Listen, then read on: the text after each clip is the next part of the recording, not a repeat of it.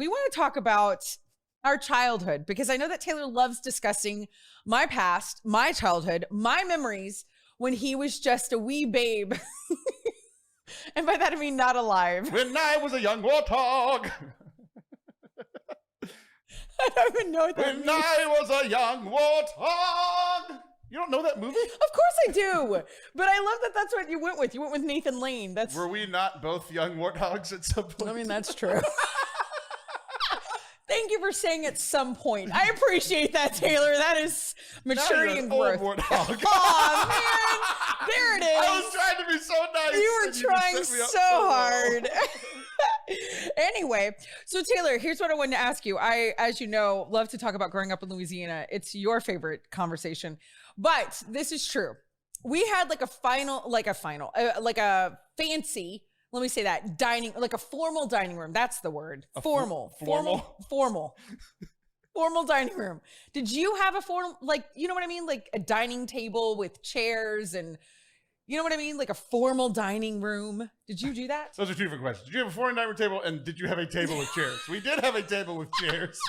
It was not incredibly formal. It was like a kitchen situation? Yeah, it was, the kitchen was right next to the dining room. And actually, the dining table that I grew up eating on in my parents' house is now the dining table and chairs at my house.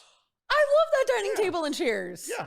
Oh, that's nice. Okay, so that's what you... Okay, so now, did you guys do anything fancy like on Sundays? Did your parents do a Sunday meal? You know what I mean? Or like that was like Sunday dinner, you went to mass, you did Sunday dinner, and like they got out like the nice china? Or was that... Did y'all ever do that kind of stuff? You know me as an adult. Do you think I grew up with fine china? Does anything about me say fine china? Listen, there's a lot of things I try not to say about you. I'm just asking. Did you do Sunday dinners? No, I mean, we ate dinner as a family, like most days. Like, sometimes, like, my dad worked shift work, so we weren't always all together. But, like, we would typically, like, have meals together whenever, like, we'd come home from sports and those sorts of things. And that kind of stuff. Sunday was just, I mean... No, I mean, not Sunday wasn't special. Okay, so I'm trying to set this up for what I did. The Lord's Day wasn't special is what I just said. Whoops. That is not what he meant. So we have my parents have like a really fancy dining room table, and they didn't buy it. We all know. Okay, just calm down. They got it from someone, I don't know, and it has like multiple leaves. Okay, you know what that, like, it's like got the middle piece that you can take out or take in to make it a bigger table, or take out the leaf and it makes it smaller. I didn't know those were called leaves. Yeah, they're called leaves. Shouldn't be called leaves. I don't know why. Nobody asked me. I know, it's so dumb. But this one has 2 leaves. Okay, that's how, like, this table gets ginormous. But like right now, nobody lives there, so it's just no leaves. But the chairs at the time, which I don't think it's the same chairs, although watch me go to my parents this week, and then I'll be like, oh, these are the exact chairs I was talking about. But they were like, they have cane. You're not going to know any of this stuff. Like a cane backing, C-A-N-E. Like that's the type of wood or whatever. Like it's Sugar? Yeah, exactly. No, I think so. I think that's exactly what it is. It's like this cane weave, cane backing. And like, it's like this, I don't know, like it's got these fabric chair, whatever. I don't have a formal dining table. I'm not into it. But they were, and they had china, I think from my dad's mother. I'm making up this stuff. They're not going to watch this show. Sure, my grandmother. We'll just say that. Yeah. Exactly, because they hate Taylor. And so we would have Sunday dinner. My father would make his homemade spaghetti sauce. You know, my dad's 100% Italian. Everybody loves when I talk about this. Not really, not at all. Yeah, this is one of the three stories you always share. It's all I ever say. Yeah. I have nothing else to talk about. And so my dad would get up like super early and cook the sauce all day. And then we would go to mass and come home, and like it would take all day to get ready. But we would dip bread in the sauce like all day long and be like, Dad, I need more of this, whatever. So we were full by the time it was time to eat. So here's the thing. One day my parents were doing something in the dining room, and this is when we lived in Natchitoches in Louisiana. And my brothers at the time, I only had 2 because one of the brothers was born here in Houston. And so it's me and 2 brothers. And the dining room chairs were put in a circle in the playroom. We had a playroom. I think probably what happened was my parents entertained a lot because we lived in Louisiana. There wasn't a lot to do. So they would have people over all the time. And so usually that meant like they probably had like a small group of people over and they were just sitting whatever. So I decide to tell my brothers that mom and dad wanted us to play a game on the dining room chairs.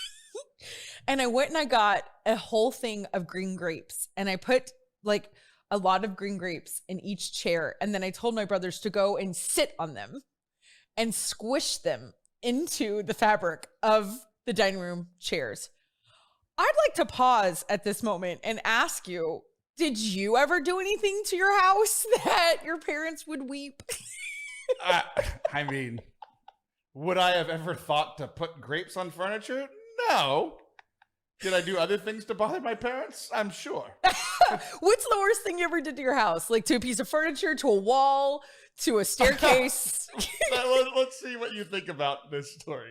So because my dad worked shift work, I spent a lot of my older years of childhood sleeping in our room above the garage. It was like oh, cool. Like an apartment? Kind of, but it like didn't, but yes. And had a bed and it had a TV and like we all hang out up there and everything. Yeah. But the one thing that it didn't have was a bathroom. Oh gosh. But when you're sleeping outside, you know, like out of the main house, it was like you had to go outside into the backyard to like get to it. So like, you know, I know where this is going. Middle of the night at 3 a.m. when you wake up, you don't want to go inside, undo the house alarm, all this stuff. So I would relieve myself in the natural manner from the second floor balcony, like to the ground, which was funny because because you're in high school, like you sleep till late hours, right? So sometimes I'd get up and I'd think it was 2 a.m. Other times I went to bed at 2 a.m.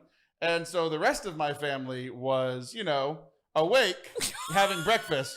No. And they just see a stream of, you know, that stuff. That's what I did. I forget that you were also the only boy in your family. Yeah. So you got away with that kind of stuff. Not allowed to live in the house is the theme that you're seeing here. Not only that, they probably were like, that's fine. We'd rather it smell like boy out there. No one ever told me to stop. Yeah.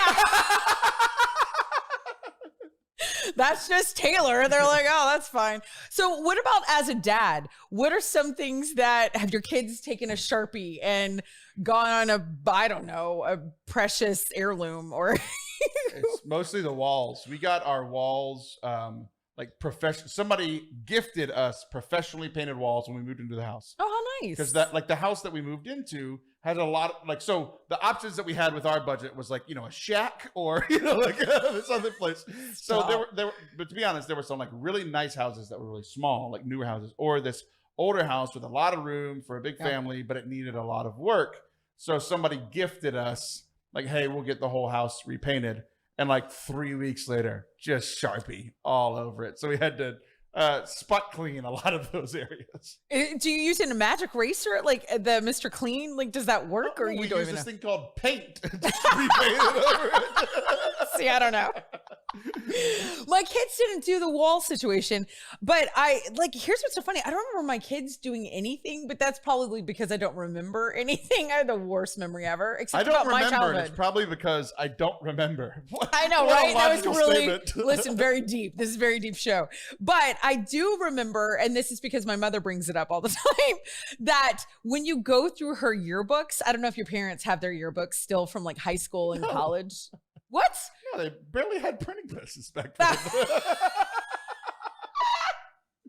They have one photo of themselves when they came over. Etched face on stone.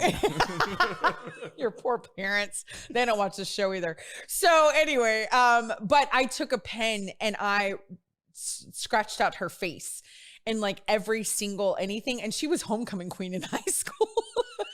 So apparently I don't like pretty girls. You know, lots has changed. I hate this woman. Who is this? It's my mother. My therapist makes me bring the books every time I come to therapy. Just kidding.